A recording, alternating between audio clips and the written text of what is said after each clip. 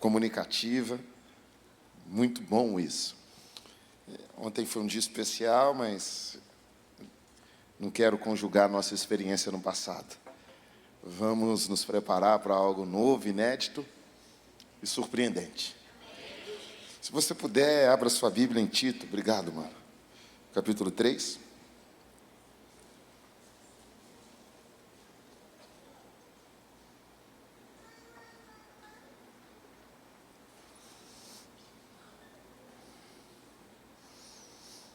Nós vamos ler a partir do versículo 1, e a versão que eu utilizo aqui é a NVI. Antes de iniciar a leitura, eu quero reforçar que eu ainda tenho algumas unidades do meu livro disponíveis aqui. Conhecer, Conviver e Comunicar, uma cultura relacional transformadora.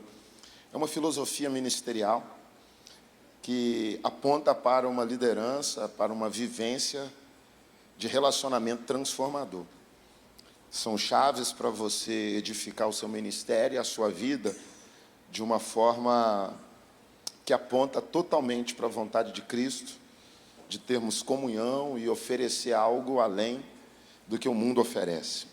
O conhecer é a necessidade de saber quem sou, a partir da revelação de Cristo, e diante disso oferecer exatamente o que eu tenho no momento, para quem quer que Deus coloque no meu caminho. E a partir disso eu também busco conhecer outras pessoas para respeitá-la, amá-la, para entender o contexto da vida dela, e o meu convívio é a partir disso. O convívio, ele é fortalecido pelo pequeno grupo, pela célula. É o melhor lugar para conviver. E aqui eu falo sobre a importância dos pequenos grupos comunicadores que anunciam a verdade. O comunicar é um privilégio, e nós precisamos alcançar esse privilégio. A célula que comunica é a célula que multiplica. A célula que comunica é a célula que discipula. O supervisor que comunica é o supervisor que alinha a visão. O líder que se comunica é o líder que, com certeza, entrega e recebe mais feedback. Então, esse livro, embora 100 páginas, é um livro com muita informação, porque ele traz muitos insights da minha trajetória como pastor, plantador de igreja, formador de líderes, e também de muitas leituras que eu fiz e sintetizei de forma prática para você. Hoje eu sou pastor na Igreja Batista Atitude, no Rio de Janeiro. Nós somos uma igreja em célula. A nossa igreja tem mais de 1.700 células nesse momento, e nós vivemos célula em tempo integral. Tudo o que nós fazemos é a partir da célula. Discipulado, escala de ministério, tudo que você imaginar se dá pela célula. Ordenação pastoral, tudo que você imaginar passa pela célula. Então, nós respiramos células. E eu sou pastor de rede, uma rede de células. Eu pastorei mais de 200 células de faixas etárias distintas, a maioria jovem, obviamente, mas temos células universitárias, temos células de criança, temos células de adulto, e todas vivem essa filosofia. Todas as nossas células estão vivendo um tempo de multiplicação e um tempo evangelístico muito potente. Então, se eu posso te indicar algo, está à venda ali. Vocês têm excelentes livros à disposição ali, na loja de vocês, excelentes livros, ferramentas indispensáveis para a formação e manutenção de uma liderança protagonista, e eu gostaria de colaborar nessa grandiosidade ali, intelectual, que vocês já têm disponível. Vários livros ali, vários não, todos os livros ali são necessários para a sua caminhada cristã, todos. Até tem uns ali que eu tenho o costume de dar livro para a pessoa, estou conversando, aí está lá em casa, eu falo, leva aí o livro. Eu faço isso muito. Então, tem o livro ali do Danilo, por exemplo, eu devo ter dado uns 6 livros daquele para as pessoas. Estou conversando de discipulado, toma aí, leva aí. Então, eu vou comprar um hoje ali, tem uns outros ali. O Wiki Church, que está lá atrás, é um dos melhores livros que você pode ler sobre igreja. Não sei se você já leu, eu vi uma unidade lá atrás, eu tenho ele no Kindle, talvez eu leve ele também. Se for uma unidade só, você perdeu, porque eu vou comprar. Porque eu tenho ele só no Kindle, eu não tenho ele físico. Mas é um dos livros que eu mais gostei de ler nos últimos tempos. Inclusive, eu reli um capítulo dele no voo agora, no aeroporto. Incrível, incrível. Tem vários livros legais ali. Mas o principal livro é a Bíblia, e vamos falar dele agora. Tito, capítulo 3, a partir do versículo 1. O Paulo está falando para o Tito. Lembre a todos que se sujeitem aos governantes e às autoridades. Sejam obedientes, estejam sempre prontos a fazer tudo o que é bom. Não caluniem ninguém, sejam pacíficos, amáveis e mostrem sempre verdadeira mansidão para com todos os homens. Houve tempo em que nós também éramos insensatos e desobedientes, vivíamos enganados e escravizados por toda espécie de paixão e prazer. Vivíamos na maldade e na inveja, sendo detestáveis e odiando uns aos outros. Mas, quando da parte de Deus, nosso Salvador, se manifestaram a bondade e o amor pelos homens, não por causa de atos de justiça por nós praticados, mas devido à sua misericórdia, Ele nos salvou pelo lavar regenerador e renovador do Espírito Santo, que Ele derramou sobre nós generosamente, por meio de Jesus Cristo, nosso Salvador. Ele o fez a fim de que, justificados por sua graça, nos tornemos seus herdeiros, tendo a esperança da vida eterna. Fiel é essa palavra. E quero que você afirme categoricamente essas coisas, para que os que creem em Deus se empenhem na prática de boas obras. Tais coisas são excelentes e úteis aos homens. Evite, porém, controvérsias tolas, genealogias, discussões e contendas a respeito da lei, porque essas coisas são inúteis e sem valor. Quanto àquele que provoca divisões, advirta uma primeira e uma segunda vez. Depois disso, rejeite-o. Você sabe que tal pessoa se perverteu e está em pecado. Por si mesma está condenada.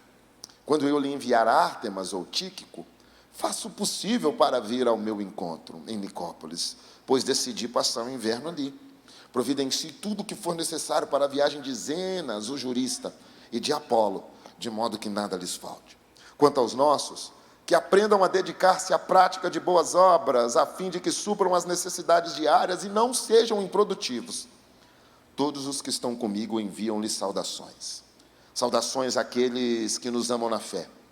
A graça seja com todos vocês. Amém. Oremos. Santo Deus, nós continuamos rendidos à Tua vontade, reconhecendo a Tua presença e o Teu movimento nesse lugar. Pedimos que tudo que está sendo gerado aqui, Pai, nesses dias de conferência, continue sendo segundo o Teu roteiro. Pai, me permita dar continuidade à condição de servir a Tua igreja ministrando a palavra. Que não haja nenhum ruído, nenhuma interferência, nada que impeça a Tua palavra de ser a Sua palavra. Eu oro para que o Teu Espírito Santo encontre liberdade e se manifeste. E que ao fim dessa ministração aqui, nunca mais sejamos os mesmos. Em nome de Jesus. Amém. Ontem tivemos um tempo de mesa muito bom. Pastor Mateus, um homem incrível, e falando da expansão da igreja, né? De como os próximos passos são ainda mais lindos do que os passos que nos trouxeram até aqui. E certeza que é um novo tempo para o mesmo Deus. Vai ser sensacional. Tenho certeza. Muito feliz por isso. Você não imagina o tanto que eu fico feliz em ver a igreja relevante em Belo Horizonte. Eu não imagino, de verdade. Semana que vem eu vou estar aqui com o intercâmbio, eu vou trazer provavelmente umas 50 pessoas lá do Rio de Janeiro. Semana passada foi 50 da Central para lá. Intercâmbio antigo. Quem já fez intercâmbio aqui? Intercâmbio, a galera já fez, a galera mais nova não faz muito, não. Nós estamos até resgatando isso. Você fala intercâmbio, o cara pensa que é transcultural. Que ele vai lá para o Mickey, um negócio assim. Mas, na verdade, ele vai dormir na casa dos outros, vai ficar dormindo onde der para dormir e aprendendo com o outro. E como nós somos igrejas amigas, irmãs, os irmãos foram para lá, da Boulevard mesmo, do Léo Matos, que vai estar aqui daqui a pouquinho, e nós estamos vindo para cá semana que vem. E eu falei com eles, né? Eu fiz um vídeo ontem, quando eu cheguei, eu falei, cara, talvez vocês não imaginam a potência evangélica que é Belo Horizonte. Andar por Belo Horizonte, saber que os principais ministros saíram daqui, e que tem igreja ainda nascendo, sendo fortalecida, crescendo aqui, talvez vocês não imaginem. Particularmente, eu acredito que não acabou o que Deus está fazendo em Belo Horizonte. Às vezes a galera olha e fala, não, Belo Horizonte já passou, era aqui. Não, tem muita coisa ainda para rolar e já está rolando. E eu creio muito que vocês fazem parte disso. De verdade, do fundo do coração. E Vocês têm agora um amigo, um irmão, um intercessor, alguém que vai estar acompanhando pela internet, alguém que vai estar torcendo por vocês. Eu vou estender o convite da nossa conferência em abril do ano que vem, vou dar um cupom de desconto para vocês, com certeza. Quem quiser ir, pode ir, se o pastor liberar, obviamente, vocês vão ser bem-vindos lá, dia 17, 18, 19 de abril, é feriado lá no Rio de Janeiro, né, na sexta-feira, então, se vocês puderem ir, é uma conferência voltada para a ativação de líderes, em todas as áreas, mas principalmente na área de pequenos grupos, tá? Então, tudo é voltado para essa história de pequenos grupos, né? E nós cremos que nessa conferência nós vamos fazer uma das maiores ativações ministeriais que já existiu ali na nossa igreja. Nós cremos que dali vão sair, sim, pastores, plantadores e revitalizadores de igreja. Nós vamos fazer algo especial e, se você puder participar, colaborar com isso, vai ser muito legal. Bom, nós precisamos pensar no que nós estamos nos propondo a ser como igreja. O Paulo pensava sobre isso. E os discípulos do Paulo eram inclinados a pensar sobre isso. O Paulo, quando plantava uma igreja, ele direcionava aquela igreja para 3 lugares. Primeiro, para se relacionar com a própria igreja, uma espécie de endorrelacionamento, a igreja se relacionando com a igreja de uma forma muito saudável, de uma forma muito coerente, de uma forma muito bíblica. Isso fica muito claro em Coríntios, em 1 Coríntios, fica muito claro o Paulo zelando pela unidade da igreja, zelando pela conexão pura da igreja. Então, um dos pilares de plantio da igreja paulina é a igreja se dando bem com a igreja. Isso é muito importante. Ele sempre está dizendo, não haja divisões, não haja em vocês um falando mais alto do que o outro, que não existe entre vocês disputa. Então, o Paulo primeiro aponta o relacionamento da igreja com a igreja. Isso é muito importante.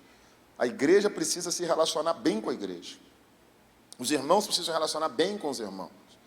Depois o Paulo aponta para a igreja que se relaciona com as casas, com a casa dos irmãos da igreja e com a casa dos irmãos que não são da igreja.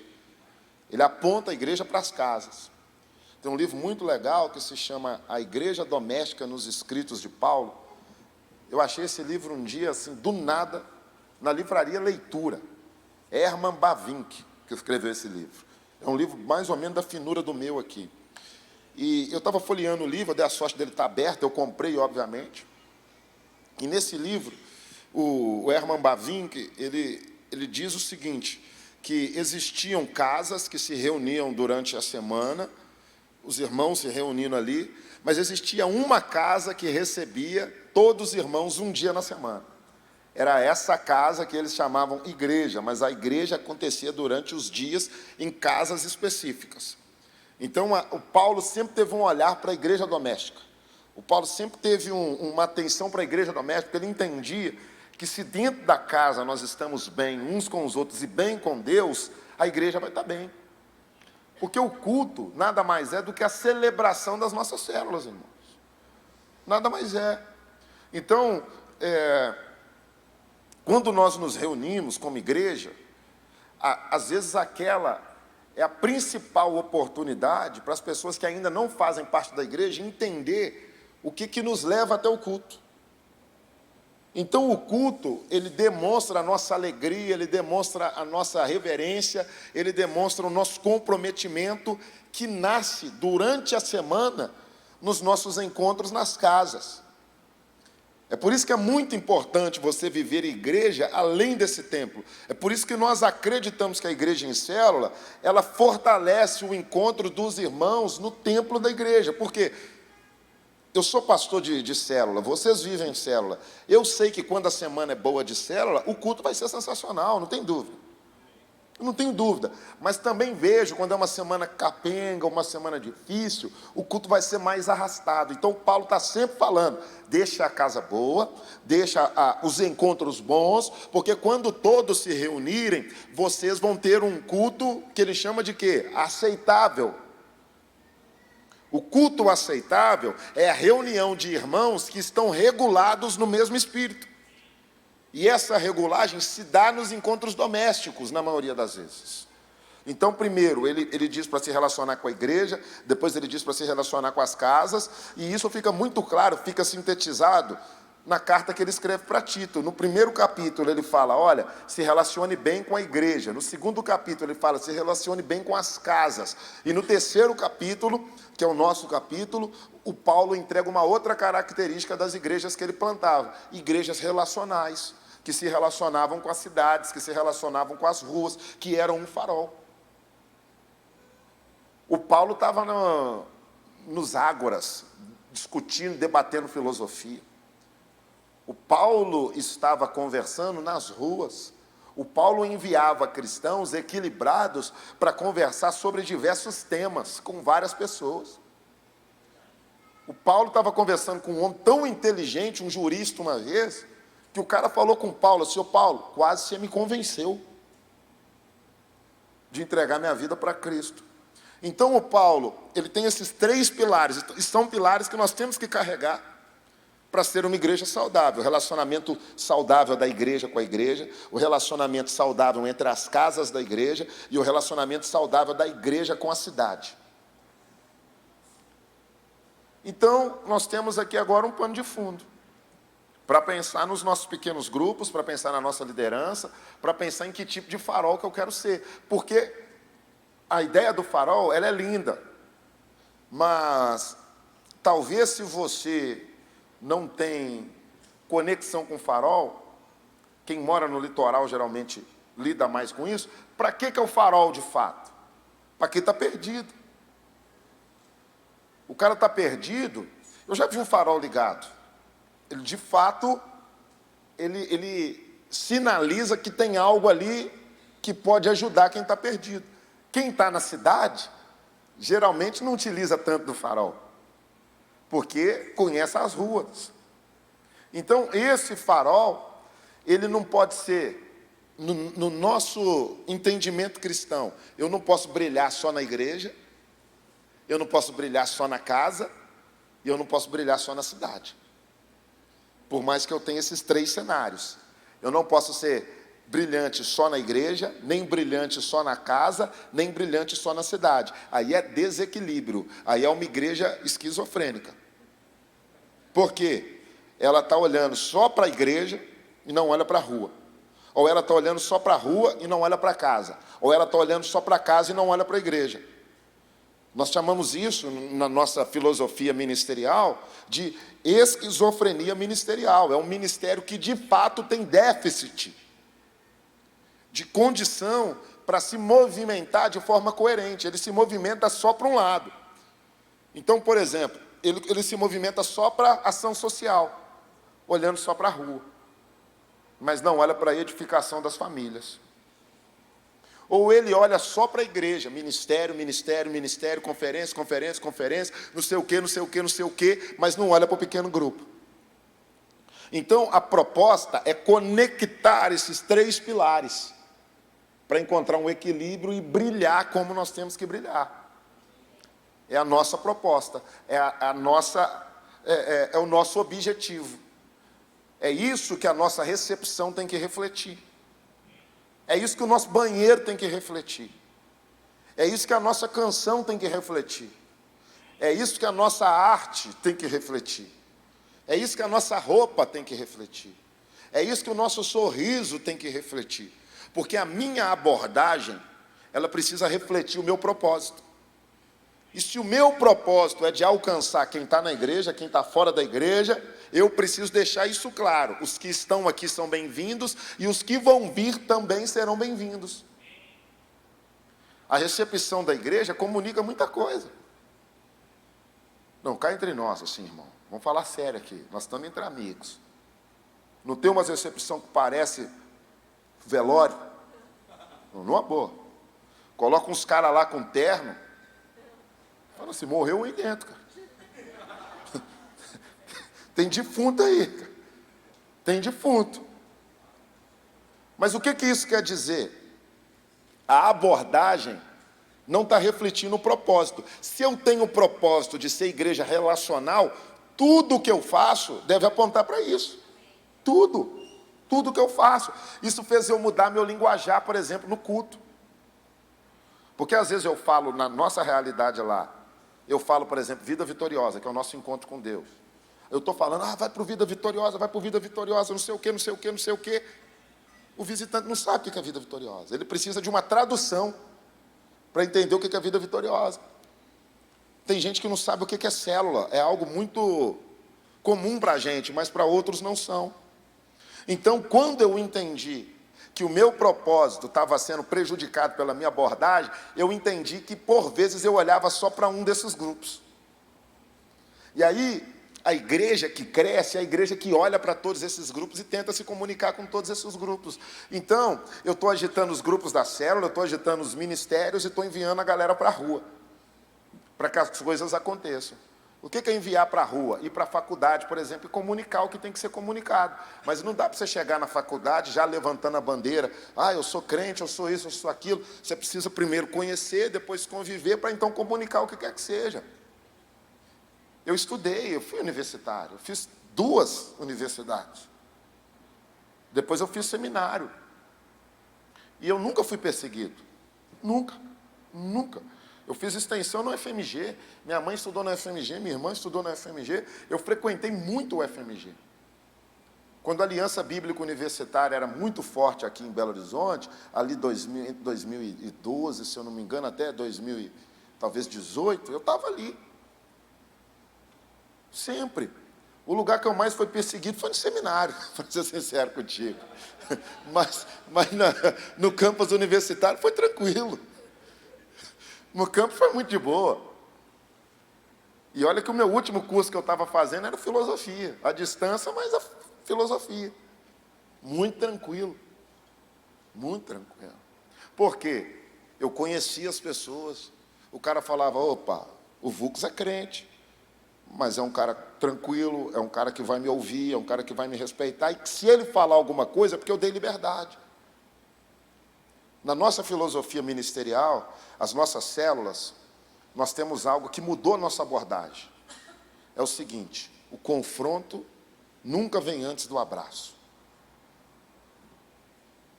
Porque, às vezes, a abordagem, no olhar, ela já comunica que aquela pessoa não é bem-vinda na célula.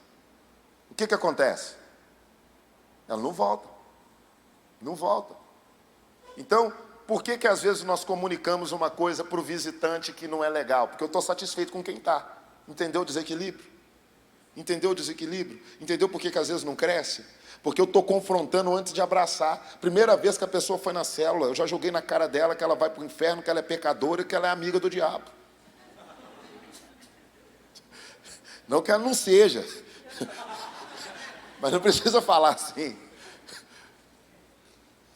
Então, nós precisamos entender. E aqui eu separei algumas coisas para a gente pensar sobre isso. Pensar nos nossos pequenos grupos comunicadores. Nossos pequenos grupos que crescem. Nossas igrejas que crescem. Eu sou um apaixonado pela igreja. Eu sou um apaixonado pelas células. Eu sou um apaixonado pela plantação e revitalização de igreja. E eu tenho no meu coração muito forte, nesse ano, que tem muito jovem que vai plantar a próxima geração de igreja relevante no Brasil. E enquanto eu puder, eu vou ser esse pastor que passa pelas igrejas ativando vocês para isso. Então, estou aqui com essa missão hoje. Então, vamos pensar aqui no seguinte. O cristão não pode limitar seu relacionamento ao nível da igreja, nem ao nível da casa. Ele precisa ser exemplo nesses lugares. Mas a graça que Deus derramou sobre ele, entrega a condição dele ir além desses lugares. Um cristão precisa ir além. O convite do Evangelho é justamente para um novo nascimento e diz respeito a uma nova vida. Essa vida vai ser naturalmente esticada para lugares que eu não iria se Cristo não tivesse me tocado. Então, quando eu sou nova criatura, eu tenho uma nova perspectiva. Eu vivo de forma como eu não viveria. Eu amo quem eu não amaria. Eu coloco na minha casa quem era meu inimigo. Eu coloco na minha casa quem me acusava. Senta do meu lado quem quis me matar. E eu amo, porque eu nasci de novo. E o novo nascimento me leva para esses lugares. É esticada para lugares que naturalmente quem não foi alcançado não chega. Então, quem é nova criatura consegue entender que existem outras pessoas além dele. e ele pratica o que é bom para essas pessoas. A conversão me leva, além de ser gente boa, ela me faz filho de Deus. Às vezes a pessoa fala assim, aquele líder é gente boa. E é só isso que tem para dizer do líder. É gente boa. Amigo, gente boa tem em todo lugar. Gente boa tem no boteco. Gente boa tem no estádio. Gente boa tem em um monte de lugar. Quando Cristo nos alcança, Ele nos faz mais do que gente boa. Ele nos faz filhos de Deus. E ser filho de Deus me leva a essa condição de falar sobre quem Deus é. Porque quem é gente boa fala de um monte de assunto, mas às vezes não fala do novo nascimento. Fala de um monte de coisa, mas às vezes não fala do que é relevante de fato. Então, o Paulo está dizendo para o Tito que tem algumas coisas que não combinam com o novo nascimento. A calúnia é uma delas. Não combina com a justiça derramada sobre nós. A calúnia ergue muros. A calúnia gera distanciamento. Um cristão que é amigo da calúnia precisa rever seu encontro com Cristo. Se existe calúnia dentro da igreja, se existe calúnia dentro da célula, a cidade vai nos ver como caluniadores. E nunca vai querer viver o que nós vivemos. Nunca vai querer desfrutar do que nós estamos desfrutando. E aí o Paulo fala, seja pacíficos. A proposta é para sermos pacificadores, amáveis, mostrando mansidão para com todos. É difícil. Mas é o que o Paulo sugere para a igreja e é o que nós temos que tentar ser. Pacíficos, amáveis, mansos. O líder precisa ser pacífico, amável e manso. A célula precisa ter um ambiente pacífico, amável e manso. Seguindo, o Paulo fala que houve um tempo em que nós também éramos insensatos e desobedientes, que vivia enganado e escravizado por toda espécie de prazer. O que ele está dizendo aqui é nada mais, nada menos que o seguinte: olha, existia um estilo de vida que hoje não é o nosso estilo de vida. Mostra a condição que se encontram pessoas distantes de Deus. Parece que é uma vida boa, mas é uma vida de engano. Todos esses atributos que o Paulo está entregando para o Tito aqui, são atributos descritos como atributos que pertencem a quem ainda não foi alcançado por Deus. Então, avançar para um convívio, avançar para um relacionamento que expressa o amor de Deus, carregando isso, é impossível. Se um cristão se parece mais com um não cristão, as pessoas nunca vão enxergar na igreja e nas células a expressão da glória de Deus. As células não vão fluir, o líder não pode carregar esses atributos. Talvez você até já foi ferido por um líder que aparentava ser cristão, mas tinha todos esses atributos de quem não é cristão. Eu tenho uma boa notícia para você: não coloque isso na conta da igreja, ele não era um dos nossos.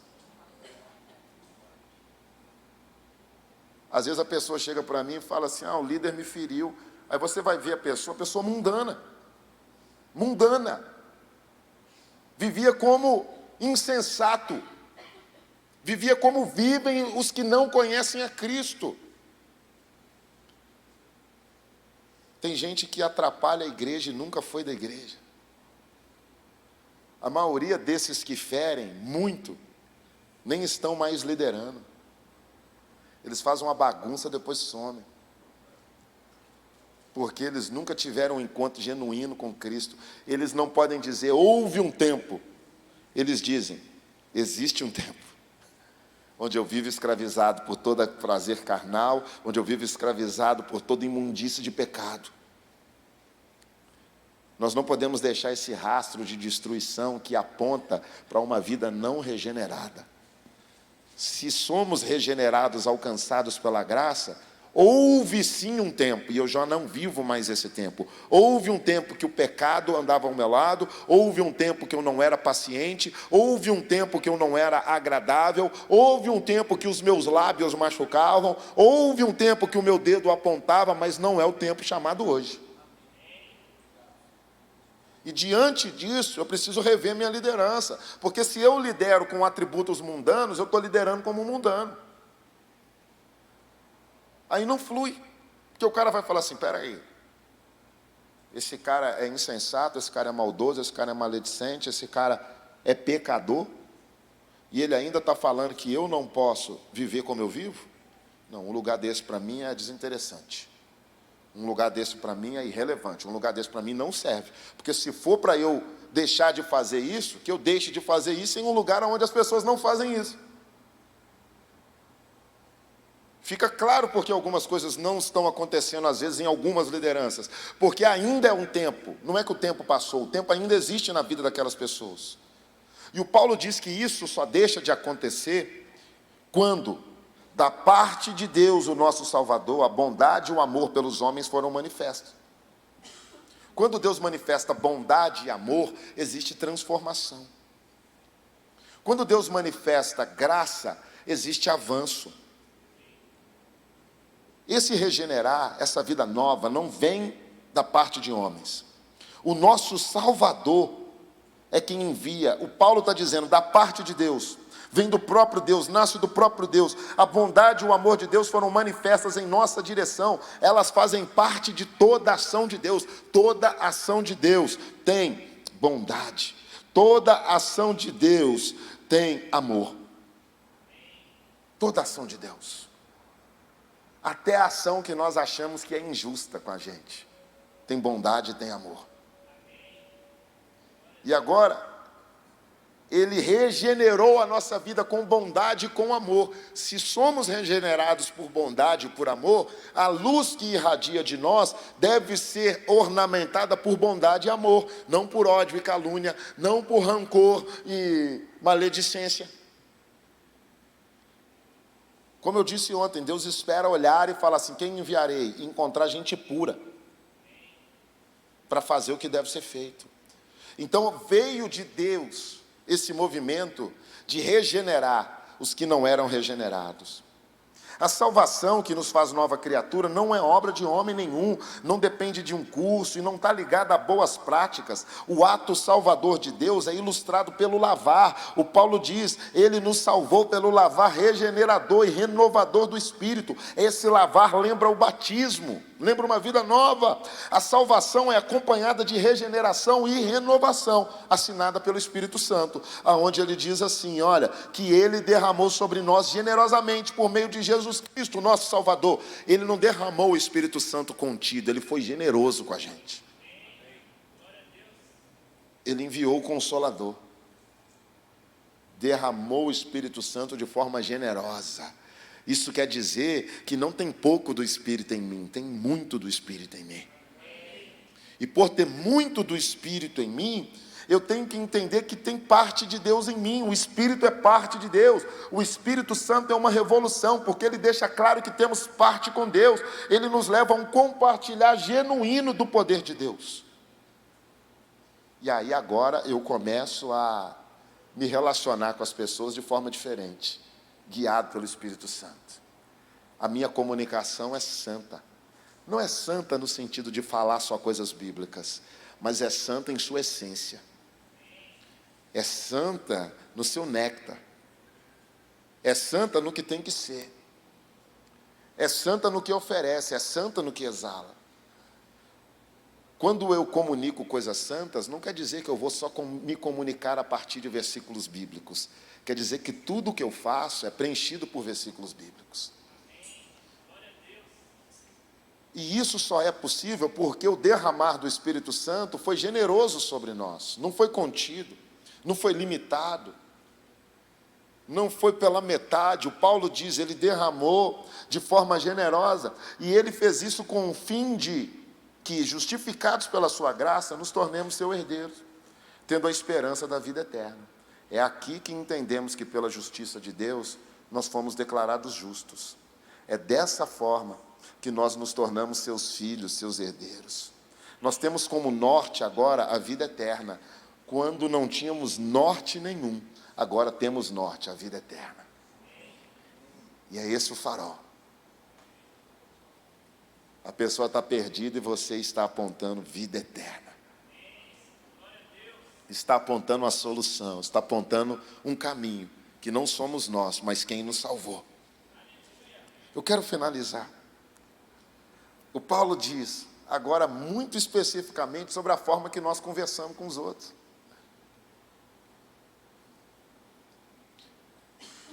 Ele é categórico em falar assim, essa palavra é digna de confiança, e quero que você afirme categoricamente essas coisas. É lindo quando ele diz categoricamente, porque ele está dizendo assim, tem algumas coisas que a célula tem que falar sempre. Tem algumas coisas que a igreja tem que falar sempre. Tem algumas coisas que o líder tem que falar sempre. Categoricamente. Um dia um cara chegou para mim e falou assim, pastor, quando que você vai parar de falar sobre isso no culto? Eu falei, quando vocês pararem de fazer. Aí eu paro. Caso contrário, eu vou ser categórico em falar. Todo ano eu faço um comunicado pré-Rock in Rio, lá para a nossa turma. Todo ano. Tem na internet, você pode procurar. Hoje em dia a galera nem me apedreja mais. Nos primeiros apedrejaram bastante. Mas eu não costumo ver comentário de nada, nem de coisa boa, nem de coisa ruim. Tudo que eu posto, eu não acompanho o que eu postei. Então, fica esse segredo aí para vocês. Eu não vejo. Pode me elogiar, pode até pedir meu Pix, que eu não vejo. Então, eu sempre me comunico sobre o Rock in Rio. Porque teve um ano que eu não me comuniquei. Teve um ano. Foi 2021, se eu não me engano. Aí sabe o que falaram, pastor Mateus? O Vux falou que não tem nada a ver aí. Mas eu não tinha falado nada. Eu fiquei na minha. Porque, na verdade, eu nem entendia a grandeza do Rock in Rio, no Rio de Janeiro. Eu nem entendi. Amigo, o Rock in Rio é um negócio que ele tem um perfume. É perfume mesmo, essência. Eu fiz um curso do Rock in Rio, que é oferecido para quem quer entender estrutura de evento. Ele acontece antes do Rock in Rio. E o Rock in Rio ele oferece uma figura de encantamento nas estações de ônibus e metrô no Rio de Janeiro. O que eu quero te dizer? Eles têm um perfume do Rock in Rio, que eles colocam uma máquina que exala esse perfume em todas as estações de metrô que podem levar até o Rock in Rio. Em todas as áreas de ônibus que podem levar ao Rock in Rio. E esse perfume já é colocado em shoppings e em lugares de ativação do Rock in Rio. O que eu quero te dizer? A cidade inteira conhece o cheiro do Rock in Rio. Então, quando ele está indo para o trabalho, tem lá tipo uma espécie de climatizador que exala aquilo para ele. O cara fica com vontade de ir para o Rock in Rio. O negócio, irmão, entra na cabeça das pessoas. O negócio entra no cerne das pessoas.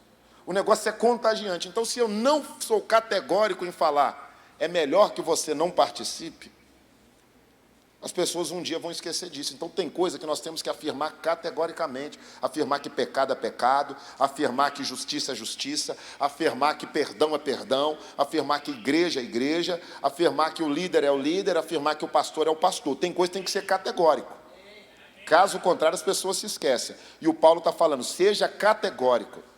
Na sua liderança, você vai precisar ser categórico com algumas coisas. Tem algumas coisas que às vezes nós deixamos de falar, porque começamos a falar de outras coisas. Aí eu subo aqui e começo a falar de futebol, eu subo aqui e começo a falar de economia, eu subo aqui e começo a falar das enchentes lá na Espanha.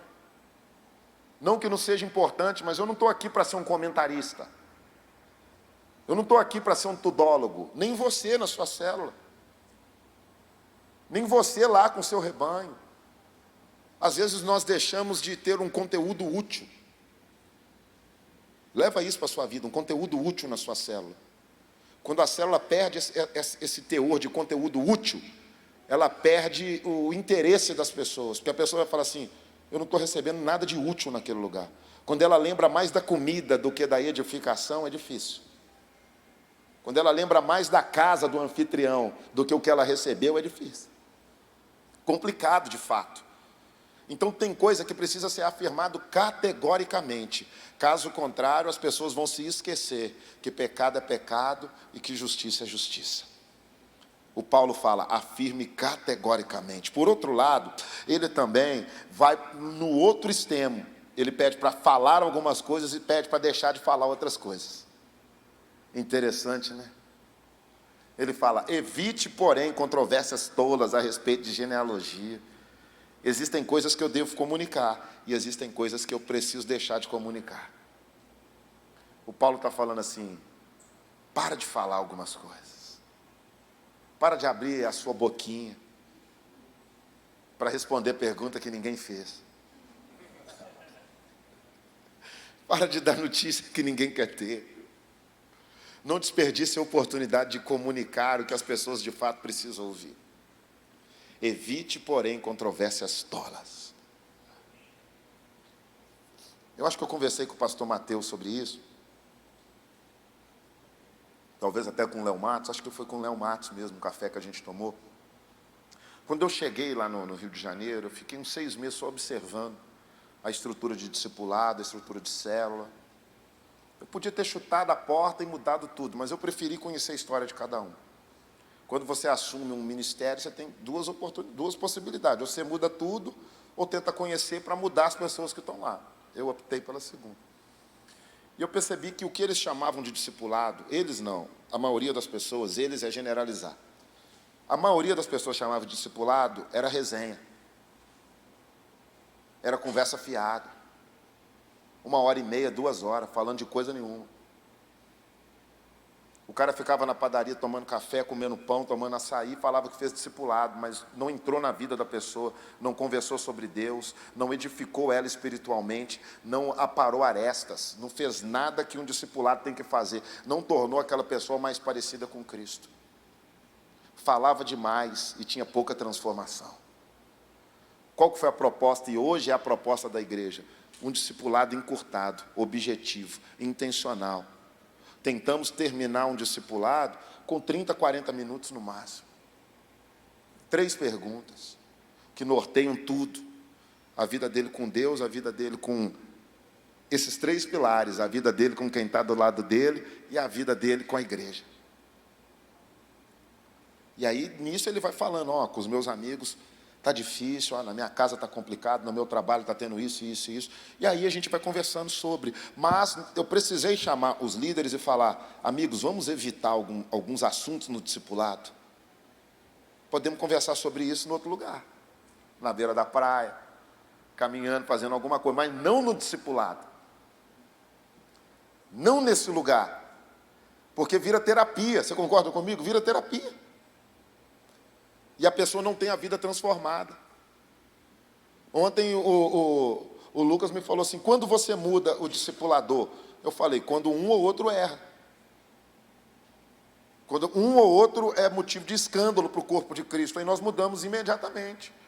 Porque significa que aquilo ali já não está funcionando como tinha que funcionar. Não é qualquer erro. Um erro que demonstra falha na formação cristã daquelas pessoas. Muda o discipulador. Se enquanto essa pessoa sempre não conseguiu levar ela para um outro caminho, vamos mudar. Se enquanto essa pessoa sempre, ela continua mentirosa, vamos mudar. Esse é o aferidor que nós utilizamos para mudar os discipuladores. E aí, irmãos, eu quero finalizar dizendo que o Paulo entrega um direcionamento agora para a igreja, para as pessoas olharem para a igreja e enxergar na igreja essa igreja forte, essa igreja relacional. O Paulo fala o seguinte, no final do capítulo 3, aqui no versículo 14, ele fala, quanto aos nossos que aprendam a dedicar-se à prática de boas obras, a fim de que supram as necessidades diárias e não sejam improdutivos. Já parou para pensar nesse versículo? O Paulo está falando assim, Tito, quando olharem para a sua igreja, não deixe enxergar gente improdutiva aí dentro, não. Não deixe enxergar só jogador de cartola pro. Não deixe enxergar só jogador de bet, só jogador de Free Fire.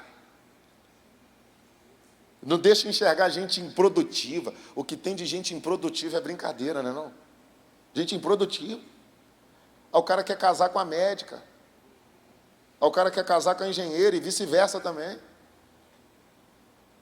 Conversava na mesa ontem o tanto de gente que eu tenho formado em medicina na igreja. A moça lá com 23 anos ganhando um bom salário. O camarada com chinelo Kenner, camisa de time.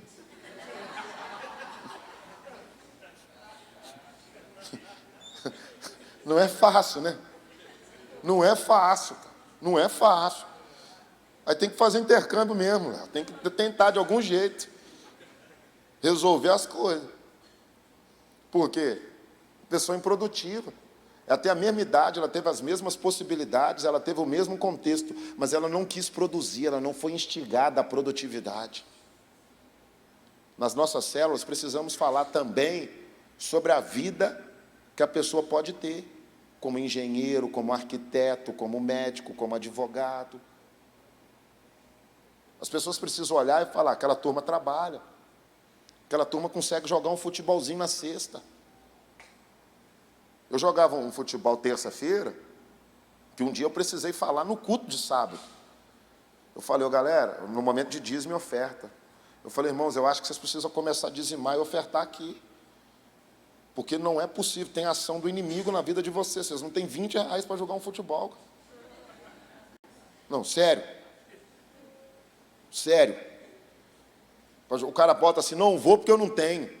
20 reais, não estou falando de 200. Jogar um futebolzinho. Um cara com 23 anos, 22 anos, aí olha para a igreja e vê 60 desses caras. Você acha que isso transmite uma mensagem de que fomos alcançados pelo lavar regenerador de Deus? Você acha que uma juventude improdutiva muda uma realidade? Nós temos ferramentas nas nossas mãos, um pastoreio eficaz, células saudáveis e, acima de tudo, a palavra de Deus. Irmãos, eu vou embora daqui a pouco. O que eu tinha para entregar para vocês, eu tentei entregar da melhor forma possível. O que eu podia falar para vocês, eu falei. Eu tenho as minhas limitações. Mas, diante disso, eu quero deixar uma semente de uma igreja que é, de fato, um farol. De células que, de fato, alcançam comunidades, como um todo. E eu quero orar pela sua vida agora. Se você puder fechar os teus olhos, onde você estiver, em nome de Jesus. Senhor Deus e Pai, obrigado por essa manhã poderosa, que nasceu no seu coração antes de nascer no nosso. Nós só estamos aqui porque é a sua vontade. E diante da sua vontade nós nos rendemos, Deus. Pedimos que nos dê condição de viver um ministério equilibrado, nesses 3 pilares. Pedimos que não falte em nós a intenção de te glorificar, com intensidade no que quer que seja feito. Te peço em nome de Jesus que nos faça líderes, que nos faça cristãos, que nos faça pais, mães, amigos e amigas que te glorificam. Senhor Jesus, que no restante desse tempo de conferência, o teu mover acrescente mais ainda nos nossos corações. E que exista em nós um avanço, um crescimento, uma disponibilidade. Que exista em nós uma transparência do que o Senhor está fazendo. Para que todos vejam que foi o Senhor que nos tocou, derramando de forma generosa o teu Espírito Santo. E quanto ao teu Espírito, ativa ele em nós, para que os dons espirituais continuem edificando a sua igreja. Em nome de Jesus. Amém. Amigos, que Deus te abençoe. Conte sempre conosco. Nós estamos juntos aí.